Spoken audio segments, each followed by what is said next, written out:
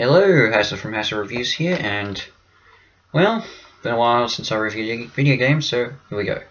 Kirby and the Forgotten Land. So I've had my fair share of experience with the Kirby franchise. That's not to say I don't play every game. I mean, to be honest, I think I never really played any of the 3DS games, even though, okay, I did give a little bit of try of Triple Deluxe, but that was about it. And, you know, I've played a lot of the older games, so that's what I'm trying to say. So, but the appeal of playing the first ever 3D platform entry in the Kirby series was too appealing for me to resist. I had to give it a go. So, and what do I think? Well, I definitely think this stands among Kirby's best adventures by far.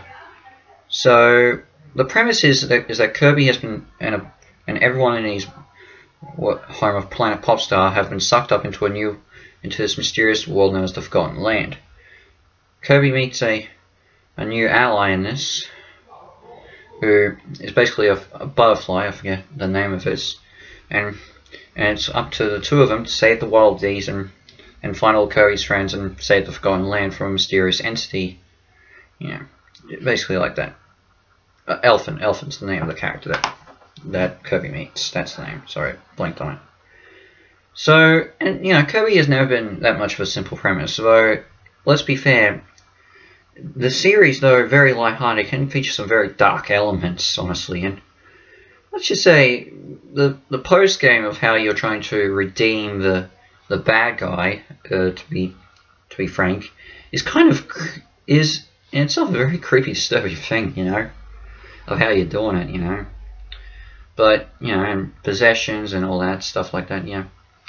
This series is lighthearted, but it has some very creepy and elements you wouldn't expect, but, yeah. So let's go over the pros, and there's a lot. Graphically, this game looks fantastic. I think it's a great looking game for the Switch. Love it. Beautiful, yeah. And the controls of how they handle the integrating to 3D work really well. I was really impressed with how well Kirby feels. It feels exactly like you would expect from 2D games. The copy mechanic is as great as ever. I love the copy mechanic.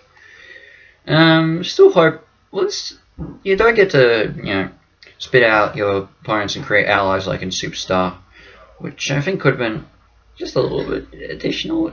It would be good, you know. I mean, maybe we could get that as DLC. Never know.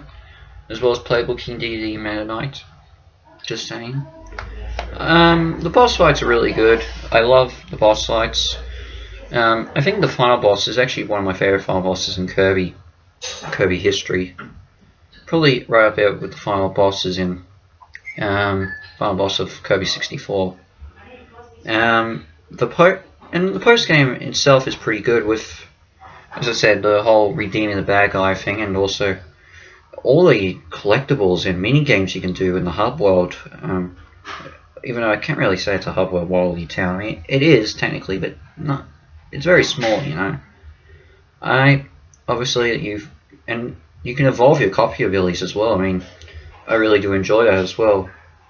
And I think above all, the best thing I can describe this game is it doesn't lose touch of what makes Kirby special in this transition to 3D. Which, considering how long it's taken for Kirby to get a full-fledged 3D adventure, it could have been. It was a little bit concerning as to how the developers would handle it, you know. Yeah, how Laboratory would handle it, especially maybe. I wonder if Masahiro Sakurai likes it, you know, but he probably would. It's respectable. It's really good. What are do I have problems? Well, okay, so when it comes to Kirby stages, they're very memorable in many ways. But I don't really think there's too many memorable things outside of the city levels, which overstay their welcome pretty much. I mean, I do like some of the mall stuff, like the desert mall things. They're pretty good. And, you know, the environments and things and missions you have to do in it are pretty liven up things. But I would like a bit more unique themes, because you know you still got your snow stuff, your deserts, your volcanoes, you know, all that stuff. And then there's the copy abilities. Now, evolving the copy abilities is great. I like it. But certain ones get more grades than others. Like the time stopper one only gets 2, while say something like the sword and gets 5, and the hammer gets 4, and you know. So yeah, it's, I don't know. I just wish it could have been, each of the abilities could have been evolved a bit more. I mean, understandably, you could evolve the certain abilities that, you know, match Kirby's strengths. Like say, I mean, the sword and hammer get extra upgrades for King Deity and Meta Knight who you meet at various stages in the game, but the others, I wish they could have been upgraded a bit more, you know, make them a bit more stronger. But with that said, Kirby and the Forgotten Land is a really good game. I really enjoy it, you know. I should also mention, I think the music's alright. I like the main menu theme, I love the Wally Town theme, and I love the theme song, but, you know, that's pretty much about it. The soundtrack's still okay, but not really memorable. But Kirby and Forgotten Land is a really good game, and great to see the pink puffball transition to 3D. Long overdue. That was a really good game. It's a 9 out of 10 out of stars from me. I love it. It's a great game. If you have got a Switch, go play it.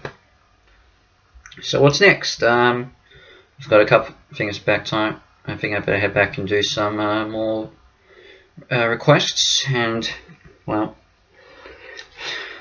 review. I've already reviewed, even though I've already reviewed 3 movies featuring Batman. I guess this person just wants me to watch another. Yeah. Alright. So in the meantime, this is Hassa from Hassa Reviews out, and I shall see you for my next video. Ciao.